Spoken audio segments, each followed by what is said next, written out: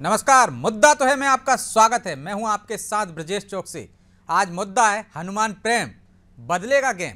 कांग्रेस की हनुमान भक्ति पर प्रदेश में सियासी घमासान छिड़ा हुआ है। बीजेपी कांग्रेस का भक्ति पाठ चुनावी नजर आ रहा है, लेकिन चुनावी साल में हनुमान प्रेम को थोड़ी गहराई से समझने की कोशिश करें तो ये सारा मसला इस बात को साबित करने का है कि कौन सबसे बड़ा हनुमान भक्त है। हनुमान मूर्ति की स्थापना वाले सीएम शिवराज के ताज़ा बयान पर कांग्रेस तिलमिलाई हुई है, लेकिन सवाल यह है कि क्या तेरे मेरे हनुमान पर शुरू हुई इस जंग का असर चुनाव पर दिखेगा?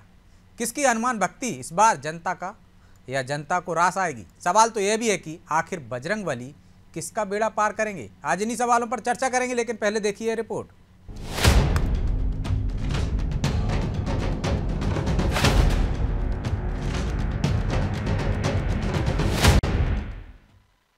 मध्य प्रदेश में कांग्रेस की हनुमान भक्ति, कांग्रेस की भक्ति पर बीजेपी भड़की। बीजेपी ने बताया चुनावी हिंदुत्व चुनाव में बना केंद्र बिंदु।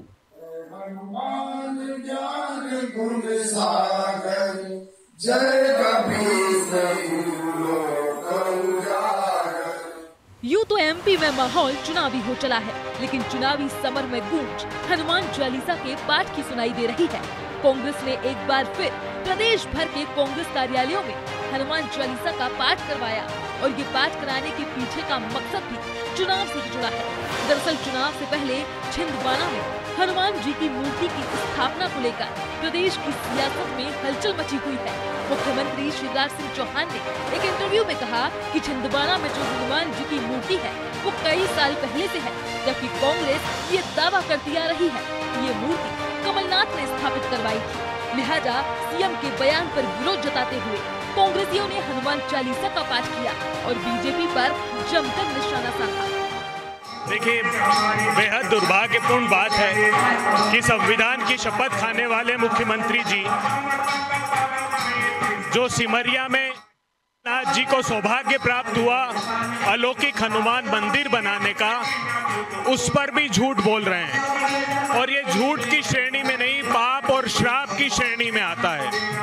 अगर भगवान के प्रति अनास्था प्रकट करके मुख्यमंत्री जी ये वक्तव्य दे रहे हैं तो ये बेहद दुर्भाग्यपूर्ण है। कांग्रेस का आग बबूला होना लाजमी है, क्योंकि बीजेपी सरकार कमलनाथ के गढ़ छिंदवाड़ा में हनुमान लोक का निर्माण भी करवाने जा रही है। इसकी आधारशिला भी सीएम शिवराज रख चुके हैं। तभी से कांग्रेस और बीजेपी में तेरे हनुमान और मेरे हनुमान को लेकर जंग छिड़ी हुई है और एक के बाद एक धार्मिक कार्यक्रम कर ये साबित करने की कोशिश हो रही है कि कौन कितना बड़ा हनुमान भक्त है। खैर, कांग्रेस के आरोपों पर बीजेपी ने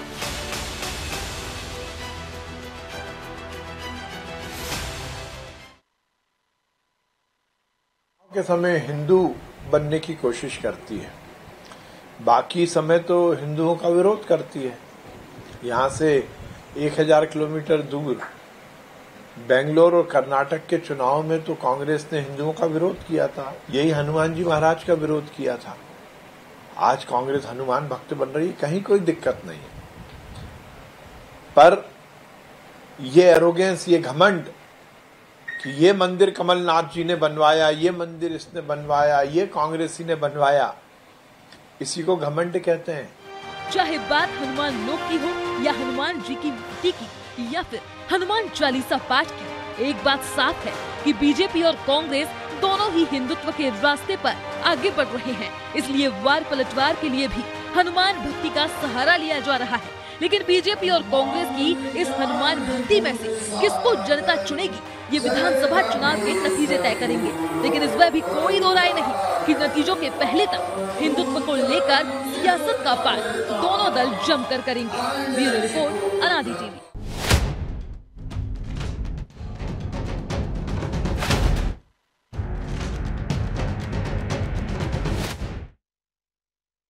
चर्चा के लिए हमारे साथ जुड़ गए हैं अभिनव बरोलिया, कांग्रेस प्रवक्ता हैं, गोविंद मालू, बीजेपी प्रवक्ता हैं, अजय बोकिल, वरिष्ठ पत्रकार। तीनों मेहमानों का बहुत बहुत स्वागत है। मालू जी, शुरुआत आपसे ही करेंगे। शिवराज जी ने कहा है कि कमलनाथ जी ने हनुमान मंदिर नहीं बनवाया, इस पर सद्बुद्धि दें शिवराज जी को और पूरी बीजेपी को। हनुमान चालीसा का पाठ करा रही है कांग्रेस जिला कार्यालयों में, पीसीसी में। कह रहे हैं झूठ नहीं, पाप और श्राप की श्रेणी में आता है। दीजिए जवाब। मालू जी,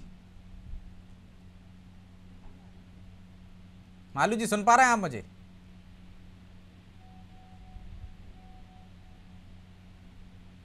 मालू जी, लगता है कुछ तकनीकी खामी है।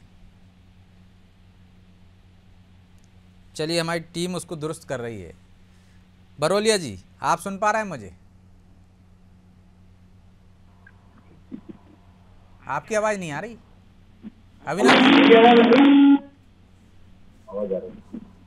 अभिनव जी, आप सुन पा रहे हैं मुझे? हाँ, मैं आपको सुन पा रहा हूँ जी। हनुमान चालीसा का पाठ तो करा दिया आपने सद्बुद्धि देने के लिए, लेकिन हनुमान भक्ति पे इतनी सियासत क्यों? मंदिर बनवाया है, ठीक है, वो कह रहे हैं कि मंदिर तो पहले से ही था, सिर्फ आपने मूर्ति बड़ी करवा दी होगी, पहले से कुछ नहीं था वहां पे, और इतना आग बबूला होने की जरूरत क्या है?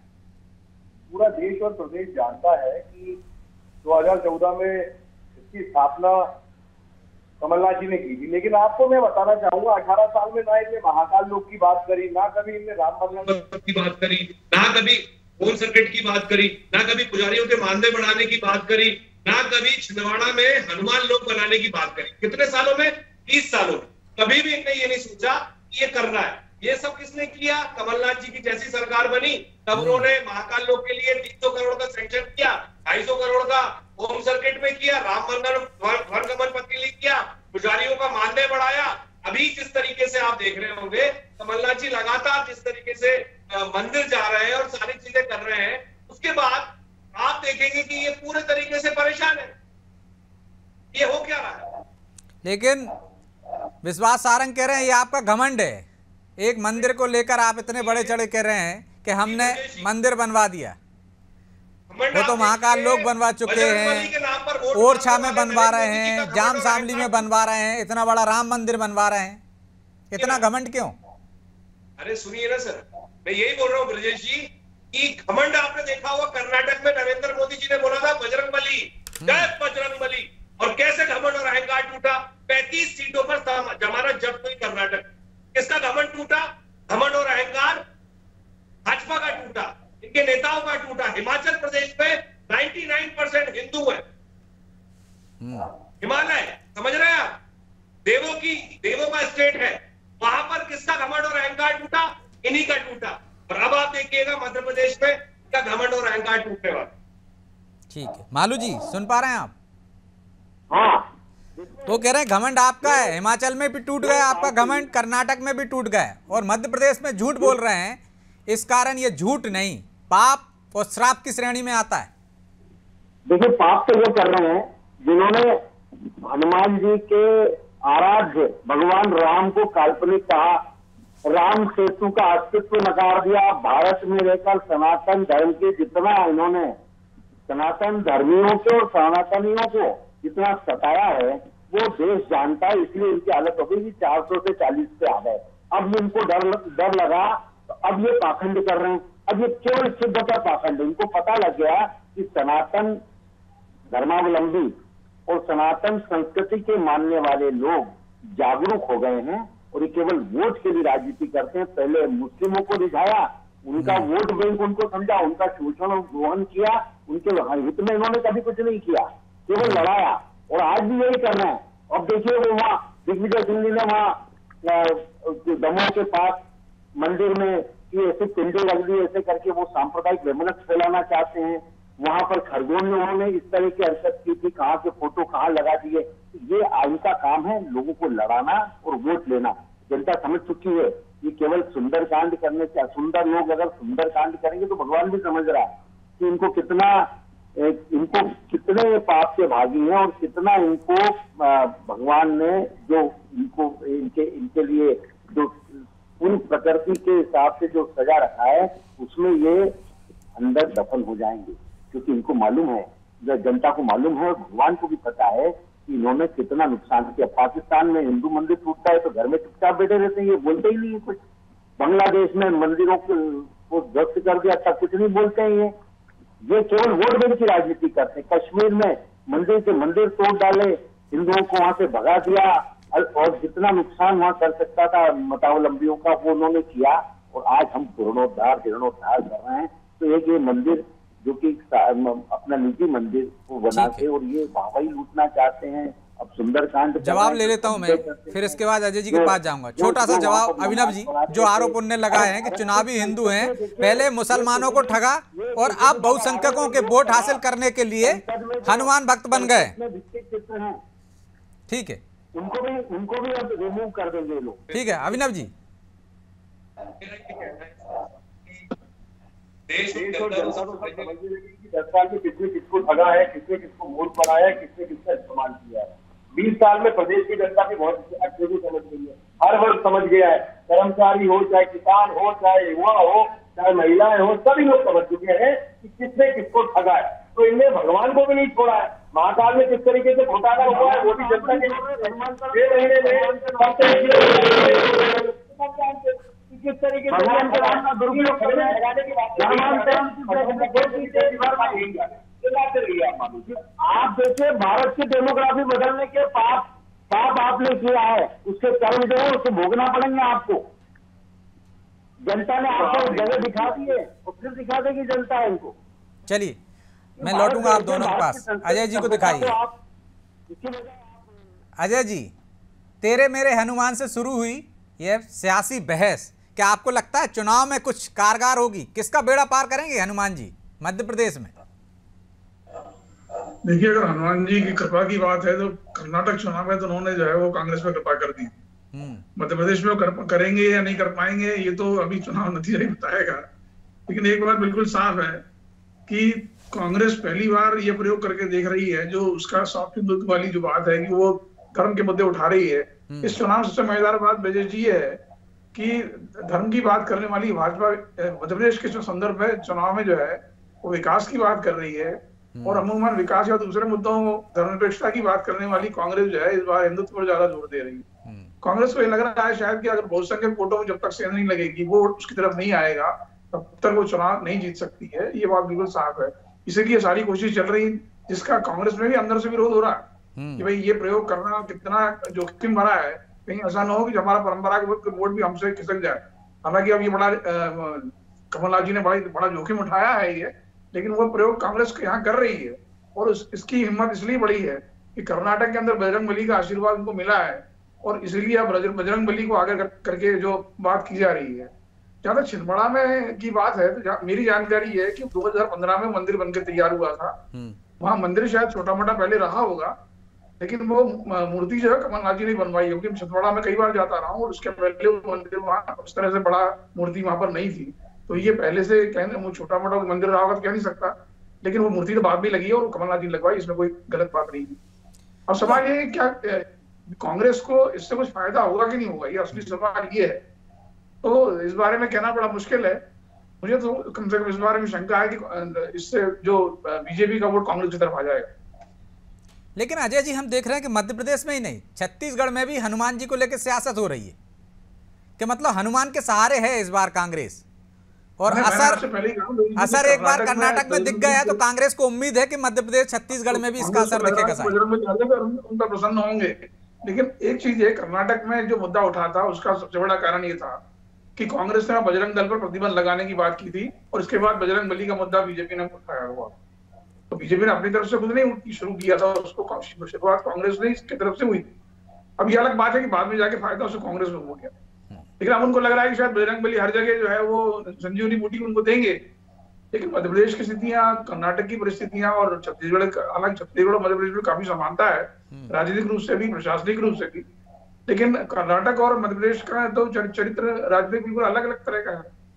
वहां सांप्रदायिक ध्रुवीकरण बहुत ज्यादा हो गया था, इस कारण से कांग्रेस को फायदा हुआ। मध्य प्रदेश में सांप्रदायिक ध्रुवीकरण होना बड़ा मुश्किल है इतना ज्यादा, क्योंकि पहली बात तो ये है कि मुसलमान इतने है ही नहीं मध्य प्रदेश के अंदर जिनको बेस बना करके आप आगे बढ़ने की कोशिश करें। तो ये इसमें थोड़ा बहुत फायदा हो सकता है कांग्रेस को। मुझे नहीं लगता कि बहुत ज्यादा फायदा होगा। कांग्रेस को अपने बुनियादी मुद्दों पर ज्यादा ध्यान केंद्रित करना चाहिए। तो अभिनव जी, उल्टी गंगा बह रही है मध्य प्रदेश में। विकास की बात करने वाले अब हनुमान भक्ति की बात कर रहे हैं, धर्म की बात कर रहे हैं।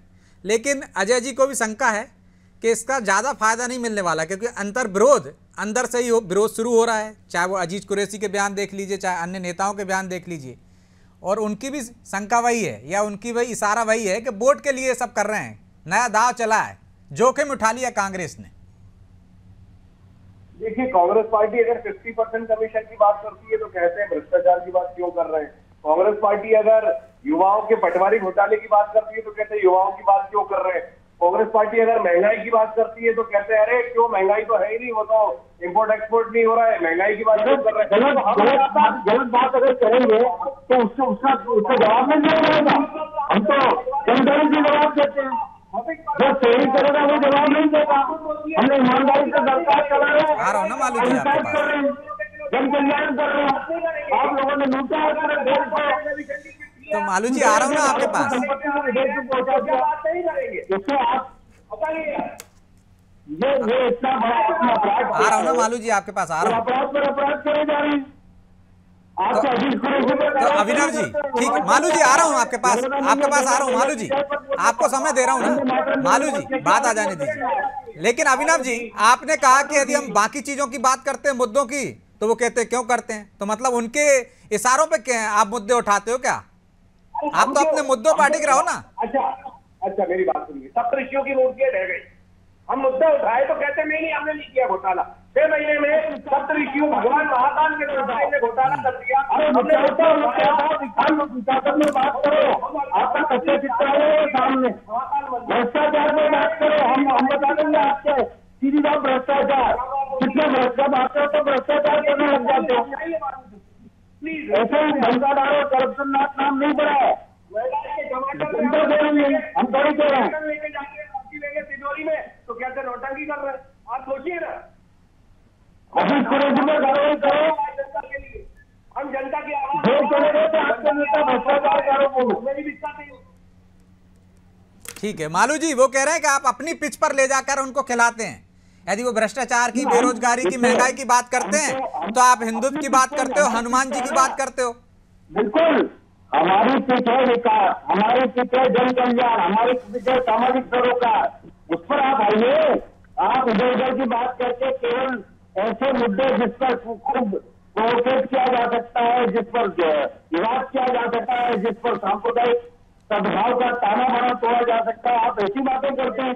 हम उस पर कैसे आएंगे? हम तो सामाजिक आप आइए, भगवान को भी नहीं छोड़ा आप लोगों ने।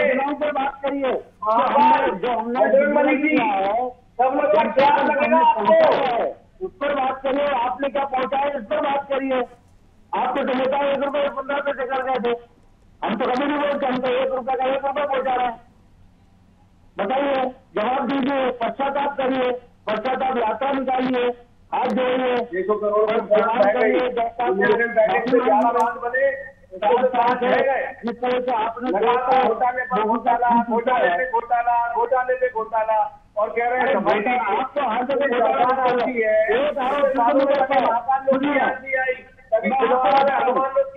क्या मालू जी, तो क्या रणनीति के तहत मालू जी क्या रणनीति के तहत ऐसा बयान दिया है कि वो भी हनुमान भक्ति पर बात करने लगे? कोई जांच करने नहीं गया, केवल फिगू का उड़ाना, लोगों में सेंसेशन पैदा करना। कोई भी जांच रिपोर्ट 15 महीने में आपको जांच रिपोर्ट ही नहीं मिली, तो कोई घोटाला हुआ होता तो जांच करते हैं। चलिए ठीक है अजय जी, ठीक है अजय जी, एक छोटा सा कमेंट, क्या बीजेपी ने रणनीति के तहत हनुमान जी का राग छेड़ा है ताकि कांग्रेस अन्य मुद्दों से इस मुद्दे पर आ जाए जहां पे वो भारी पड़ती है? क्या इसमें कहीं रणनीति दिख रही है आपको? अजय जी, छोटा सा कमेंट्स। नहीं, रणनीति तो शुरू से है मेरे ख्याल से। जैसे कि उन्होंने कहा कि भाई बीजेपी जो है कांग्रेस को अपने पिच पे खिलाने की बात कर रही है, कोशिश कर रही है, तो कांग्रेस अगर उसकी तरफ जाएगी तो उसके कांग्रेस को फायदा होने वाला नहीं है। कांग्रेस भ्रष्टाचार के, बेरोजगारी के, महंगाई, ये मुद्दे जो उनके स्थायी मुद्दे हैं, इन पर अगर जनता के मुद्दे हैं उन पर अगर बात करेगी तो ज्यादा फायदा होने की संभावना बजाय इसके कि वो हिंदुत्व की बात करे। अच्छा, दूसरी बात ये है कि बीजेपी ने बहुत सारे मंदिर और तमाम चीजें बनवाई हैं, अगर वो एक मूर्ति के लोग दावा कर रहे हैं तो उससे भी बहुत ज्यादा क्या फायदा होना, बताइए आप लोग। तो मतलब ट्रैप में फंस रही है कांग्रेस बीजेपी के? मुझे तो ऐसा ही लग रहा है। अभिनव जी ट्रैप में फंस गए आप, छोटा सा कमेंट, समय हो गया। ट्रैप पे कहीं नहीं फंसे, हम तो मुद्दे पे हैं। मैं हमेशा आपसे एक बात करता हूँ, मैं राजनीति को राजनीति में लाने का तो बिल्कुल ही पक्षधर नहीं है, सीधी बात, चाहे भाजपा हो चाहे अन्य दल कोई भी हो, मैं हमेशा मुद्दों की बात करता हूँ, महंगाई, भ्रष्टाचार, घोटाला। लेकिन आपके नेताजी तो आजकल धर्म की बात कर रहे हैं ना, हनुमान भक्ति की बात कर रहे हैं, हनुमान चालीसा का पाठ करा रहे हैं, आपके ना करने से क्या होता है? मेरी बात सुनिए, ये बात शिवराज जी ने निकाली है कि हनुमान जी की मूर्ति नहीं बनाई। अब चलिए, बहरहाल समय इजाजत नहीं देता, इसलिए चर्चा को यहीं विराम देना होगा। आप तीनों मेहमानों का बहुत बहुत धन्यवाद। तो हनुमान जी किसका बेड़ा पार करेंगे? हनुमान प्रेम तो सबका जाग गया, बीजेपी का भी, कांग्रेस का भी, और दोनों ही हनुमान भक्ति में रमे हुए हैं और दावा कर रहे हैं हम सबसे बड़े हनुमान भक्त हैं। अब हनुमान जी कृपा किस पर होती है ये तो 2023 के परिणाम बताएंगे, उसके लिए इंतजार कीजिए किस पर गदा चलेगी और किसको संजीवनी मिलेगी। बहरहाल मुद्दा तो है, मैं इतना ही, मुझे दीजिए इजाजत और आप देखते रहिए अनादि टीवी। नमस्कार।